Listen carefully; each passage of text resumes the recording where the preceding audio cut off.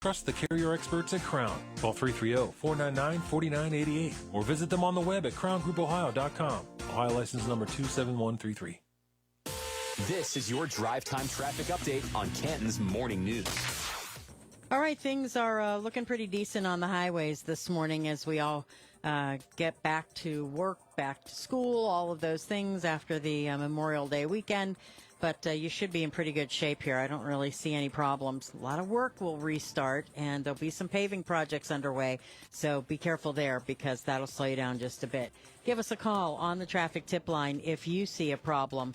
330-450-1480. Canton's severe weather station. Stick with us. Now, the 1480 WHBC AccuWeather forecast. And traffic and weather brought to you by Crown Heating and Cooling, family owned and operated, serving the residential and commercial heating and cooling needs since 1960. Our forecast is calling for some clouds today, maybe a shower or two this afternoon, high 70. Some rain tonight, low 52. Tomorrow, some clouds and a shower or thunderstorm and a high around 64. Right now, 54 degrees on your severe weather station, 1480 WHBC. It is a Tuesday morning, and this is the time when we like to catch up with folks from the city of Canton, find out what's going on, and who better to do that with than, of course, the mayor of the city of Canton, Bill Sherer. How are you, sir? Good morning, Pam. And a big shout out to my good friend, Pat Wyatt. Yeah, we got to give Pat a shout out this morning. Sent me that coffee, the best coffee around. I'm telling you. I love it. I did have to put some cream in it. I'm a cream person, FYI. Oh, and Billy, also, what's your shout out? Thank you for Red Bull. All right. There you go. Producer Billy's ready and raring to go now. All right. So how you participated, obviously, in the Memorial Day activities here in Canton yesterday, right? Yeah, we had a lot of good stuff going on. We had the Memorial Day Parade, which was actually, compared to last year, it doubled in size. We had all of our safety forces involved, Canton PD and Canton Fire. It worked out very, I thought it was great.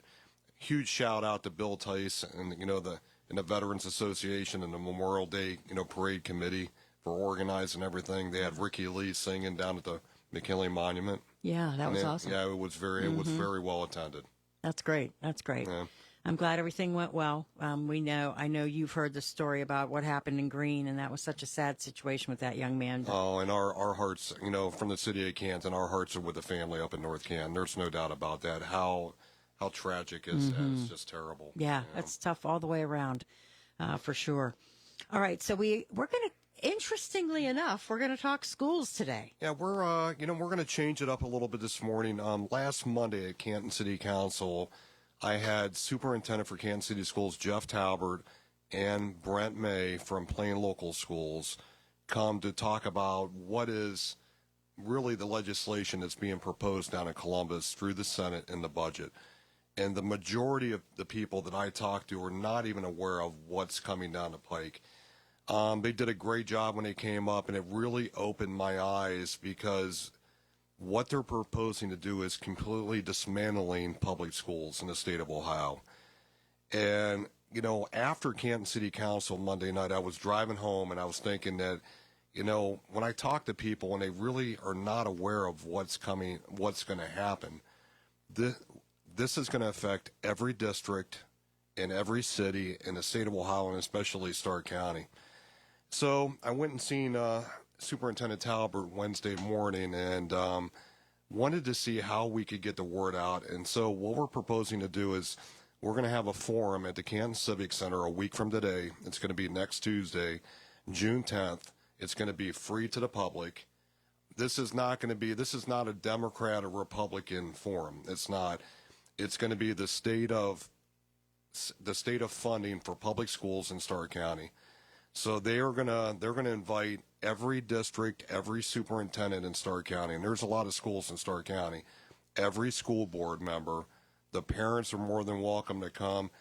I told Jeff that I would invite every elected official, so I've reached out to every mayor for every city in Stark County, every village, the township trustees, and what they're proposing to do is going to affect every district one way or another.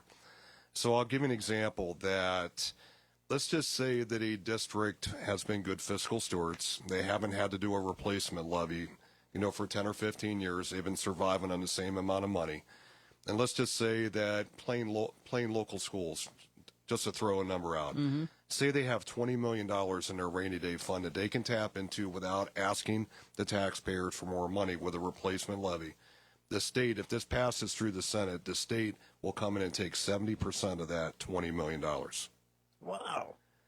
And also, even with the facilities, the buildings that they have, if they're not 60% occupied, basically they would have to give it to a charter school below market rate.